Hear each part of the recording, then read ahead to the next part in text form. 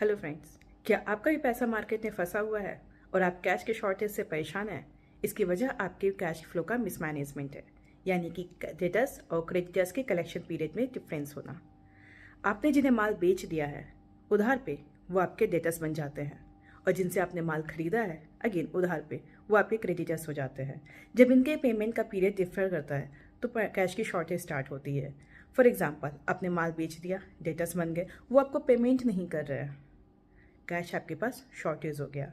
आपने उधार पे माल खरीद लिया, अब यहाँ पे आप पेमेंट नहीं कर पा रहे हो, कैश की शॉर्टेज हो गई। आपका सप्लायर आप पे प्रेशर डालना शुरू करेगा, पेमेंट करो पेमेंट करो, लेकिन कैश की शॉर्टेज हो रही है।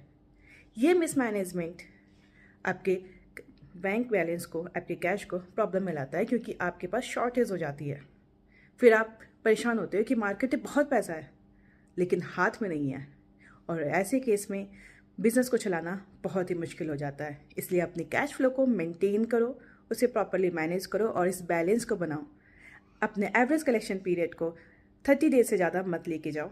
आपका पेमेंट भी टाइम पे करो और रिसीव भी टाइम पे करो। इसलिए एक वार्निंग के साथ अपने बिजनेस को संभाल के चलो।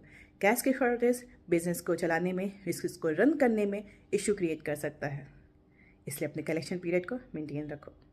ऐसे मोर फाइनेंस के टिप्स को जानने के लिए follow finance with Priyanka. Bye bye. Hello friends, क्या आपका भी पैसा मार्केट में फंसा हुआ है और आप कैश के शॉर्टेज से परेशान हैं? इसकी वजह आपके कैश फ्लो का मिसमैनेजमेंट है, यानी कि डेटर्स और क्रेडिटर्स के कलेक्शन पीरियड में डिफरेंस होना। आपने जिन्हें माल बेच दिया है उधार पे, वो आपके डेटर्स बन जाते हैं, और जिनसे आपने माल खरीदा है अगेन उधार पे, वो आपके क्रेडिटर्स हो जाते हैं। जब इनके पेमेंट का पीरियड डिफर करता है तो कैश की शॉर्टेज स्टार्ट होती है। फॉर एग्जाम्पल, आपने माल बेच दिया, डेटर्स बन गए, वो आपको पेमेंट नहीं कर रहे हैं, कैश आपके पास शॉर्टेज हो गया। आपने उधार पे माल खरीद लिया, अब यहाँ पे आप पेमेंट नहीं कर पा रहे हो, कैश की शॉर्टेज हो गई। आपका सप्लायर आप पे प्रेशर डालना शुरू करेगा, पेमेंट करो पेमेंट करो, लेकिन कैश की शॉर्टेज हो रही है।